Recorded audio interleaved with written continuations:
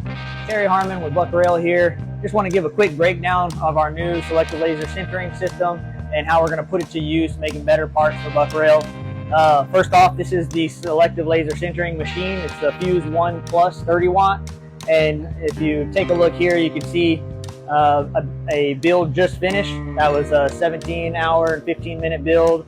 And right now it's really hot and it's still cooling, so I can't take the build chamber out. But you can see the top layer here, it's dried and cooling down and starting to crack and everything as it cools. But that build volume, go ahead and open the door and show you. This is the build chamber here. Right now that's filled up with a whole bunch of parts, and once it cools enough to be handled, I can take that build chamber out and I will bring it over to the sifting machine. That's this unit here. You can see there's a build chamber in it right now. That one's already been emptied of all of its parts. That gets pushed out right here, and it's a big cake full of powder and parts. And we move that over to the sieve right here that sifts out the used powder from the parts. And you'll use brushes like this here to brush all that powder off. And once the part is clean enough, it'll look something like this. Still pretty light gray and has kind of a rough finish on it, and still some loose powder on the surface. From here, we will move the parts over to this machine, the Fuse Blast.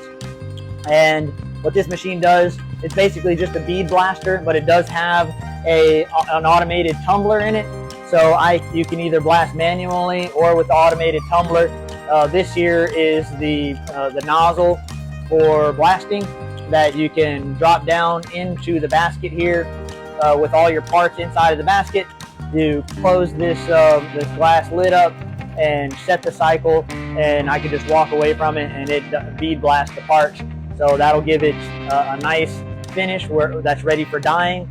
Essentially, it'll look like this here. This is a Beeman underlever uni adapter that has already been blasted, and it's got kind of a gunmetal gray satin finish.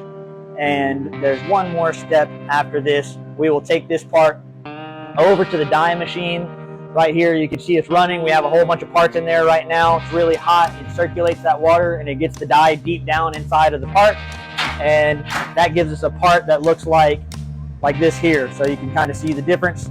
This is the blasted part and this is the dyed part. So this is just about ready. The only thing we need to do from here is run a tap through the half UNF thread here and run a dye over the M20x2 threads and put an O-ring on it, package it up, and it's ready to go. If y'all are interested in this kind of stuff, just let me know and I can get more detail. This is kind of just like a overfly sort of top level view of this whole system. But more and more we're going to be moving in this direction, getting all of our FDM parts into SLS and start partnering with other folks in the air gun industry, doing manufacturing for them as well. And so you'll start seeing much more high quality stuff. I have a ton of prototypes here. You can see a lot. This is a Umarex no-toast grip adapter with a rear-facing Picatinny. That's a prototype. This is a rear pick rail for a FX Panthera compact. And then we have a Beeman 2027 grip adapter with the rear-facing Picatinny. A bunch of stuff here. Beeman handguard.